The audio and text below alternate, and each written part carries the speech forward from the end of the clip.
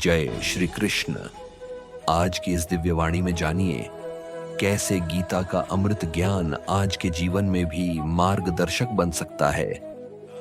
Video को अंत तक जरूर देखें, लाइक करें, चैनल को सब्सक्राइब करें और कमेंट में श्रद्धा से लिखें जय श्री राधे कृष्ण। वीडियो शुरू करने से पहले आइए मिलकर प्रभु श्री कृष्ण का स्मरण करें। हे प्रभु, जो भी इस दिव्य वाणी को अंत तक सुनेगा उसकी जिंदगी की हर बाधा दूर करेंगे और जीवन में शांति और आनंद भर देंगे। आरंभिक बोध। ज्ञान सिर्फ किताबों के लिए नहीं होता। श्री कृष्ण स्पष्ट कहते हैं, सच्चा ज्ञान वही है जो जीवन के हर मोड़ पर काम आए। यदि ज्ञान सिर्फ श्लोकों तक सीमित रह जाए और जीवन में दिशा न दे तो वह अधूरा है। आज का मनुष्य क्यों उलझा है? आज हर व्यक्ति चिंता में डूबा है। रिश्तों की जटिलता, करियर का दबाव, भविष्य का डर। मन हमेशा भाग रहा है पर शांति कहीं नहीं। गीता की शिक्षाएं क्या करती हैं? जब हम गीता के मूल सिद्धांतों को अपनाते हैं, जैसे फल की अपेक्षा रहित कर्म, समता का भाव, आत्मा की पहचान, भक्ति और समर्पण, तब जीवन में गहराई, संतुलन और आंतरिक आनंद आना शुरू होता है। संतुलन और शांति की कुंजी। गीता कोई पुराना ग्रंथ नहीं या आज के व्यस्त और तनाव भरे जीवन के लिए आध्यात्मिक जीपीएस है। जो इसकी दिशा पकड़ ले वह भटकता नहीं। अगर मैं सरल भाषा में बोलूंगा तो ज्ञान का मूल्य केवल पढ़ने में नहीं, जीने में है। जो गीता को जीवन में उतार लेता है उसका मन बाहर शांत और भीतर पूर्ण होता है। निर्णय लेने की शक्ति। भय नहीं, धर्म से। श्री कृष्ण कहते हैं, क्लैब्यम्मा स्मगमा पार्थ। हे अर्जुन, यह दुर्बलता तुझे शोभा नहीं देती। श्री कृष्ण अर्जुन को चेताते हैं, निर्णय तब लो जब मन स्थिर हो, न कि जब मन भय और मोह में डूबा हो। जब तुम किसी जीवन बदल देने वाले निर्णय के सामने खड़े हो तब श्री कृष्ण पूछते हैं, क्या यह तुम्हारी आत्मा को शांति देगा या सिर्फ जेब को? मन की स्थिति निर्णय को तय करती है। जब मन अशांत होता है, निर्णय भ्रम और जल्दबाजी में लिए जाते हैं।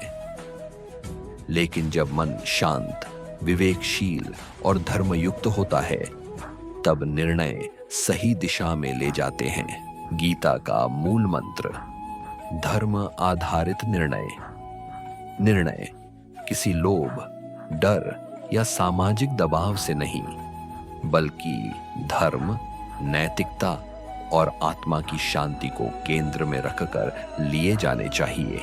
जैसे एक युवा दो जॉब ऑफर के बीच है। पहला, अधिक वेतन लेकिन अनैतिक माहौल। दूसरा, कम वेतन लेकिन सच्चा, शांत और आत्मा को स्वीकार्य। गीता कहती है, जो निर्णय भीतर की शांति दे वही सही है। असली निर्णायक शक्ति क्या है? जब निर्णय कर्तव्य, समत्व और आत्मा की आवाज से हो, तब वह केवल सही नहीं होता, वह मोक्ष की ओर एक कदम होता है। अगर मैं सरल भाषा में बोलूंगा तो सच्चा निर्णय वही है जो मन को नहीं, आत्मा को संतुष्टि दे। श्री कृष्ण का मार्गदर्शन हर कठिन मोड़ पर स्पष्ट दिशा देता है। डर नहीं, धर्म से निर्णय लो। ऑफिस और करियर में कर्मयोग। श्री कृष्ण कहते हैं, कर्मण्य वाधिकारस्ते मां फलेषु कदाचन। तेरा अधिकार केवल कर्म पर है, फल पर कभी नहीं। श्री कृष्ण हमें सिखाते हैं, कर्म करो पूरे समर्पण से, लेकिन फल की चिंता से मुक्त होकर। क्या तुम भी ऑफिस में ये सोचकर थक गए हो, इतना काम किया फिर भी प्रमोशन नहीं मिला? तो श्री कृष्ण कहते हैं, काम करो जैसे वह प्रभु के लिए हो, न कि बॉस के लिए। फल खुद चल कर आएगा। आज की कॉर्पोरेट रेस में उलझन क्यों? आज का प्रोफेशनल जीवन पूरी तरह टारगेट, रिजल्ट, प्रमोशन की दौड़ में फंसा है। इस दौड़ में व्यक्ति तनाव, असंतोष और असफलता के डर का शिकार हो जाता है। गीता का समाधान, कर्मयोग।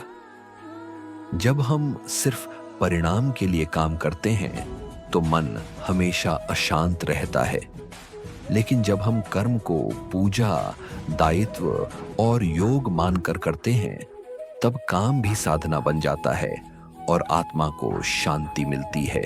जैसे एक व्यक्ति सालों से मेहनत कर रहा है, फिर भी प्रमोशन नहीं मिलता। वो दुखी हो जाता है, खुद को कम आंकने लगता है।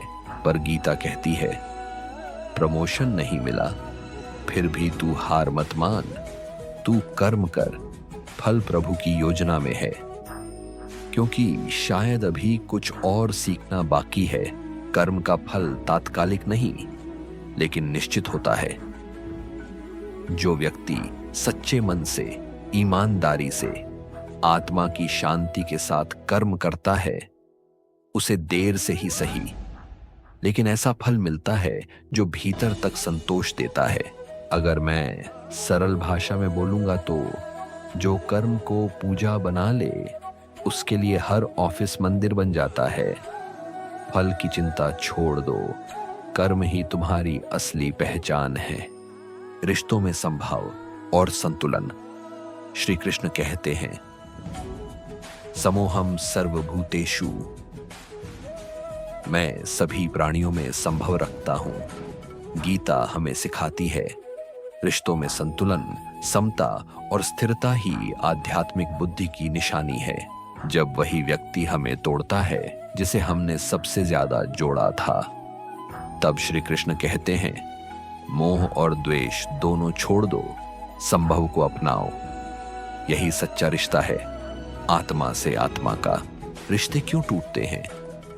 क्योंकि हम उनसे या तो अत्यधिक अपेक्षा करते हैं या फिर किसी गलती पर पूर्ण अस्वीकार कर देते हैं। दोनों ही स्थितियां मन को तोड़ती हैं। गीता का उपाय, समत्व। किसी से प्रेम करो, लेकिन उसकी परिपूर्णता की अपेक्षा न करो। किसी की गलती से दुखी हो सकते हो, पर उसे अपना शत्रु मत बना लो। समत्व का अर्थ है मोह और द्वेष दोनों से ऊपर उठना। जिसे कोई करीबी दोस्त या पार्टनर विश्वास तोड़ता है, गुस्सा आना स्वाभाविक है, पर उससे जीवन भर का द्वेष पैदा करना, यह आत्मा को अशांत करता है। श्री कृष्ण कहते हैं, जिसने संभव सीख लिया वह किसी भी संबंध में असंतुलित नहीं होता। वो न मोह में अंधा होता है, न घृणा में अंधा। सच्चा रिश्ता वही है जिसमें स्वतंत्रता हो, स्वीकार हो और आत्मा की शांति हो। और यह तभी संभव है जब हम दूसरों को उनके कर्मों के साथ स्वीकार करना सीखें, ना कि अपनी उम्मीदों के हिसाब से ढालना चाहें। अगर मैं सरल भाषा में बोलूंगा तो समत्व का अर्थ है प्रेम करो पर पकड़ो मत, माफ करो पर कमजोर मत बनो।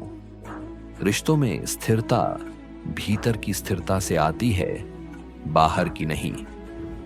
तनाव और चिंता से मुक्ति का उपाय।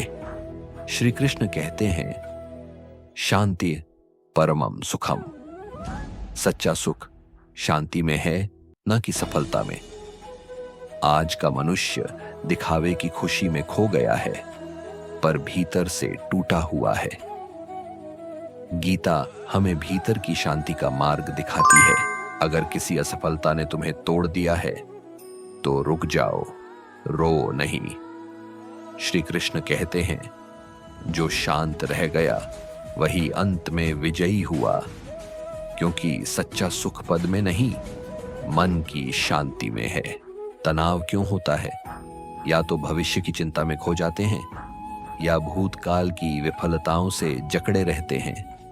पर गीता कहती है, जो जा चुका वह सपना था, जो आएगा वह अज्ञात है, जो अभी है वही जीवन है।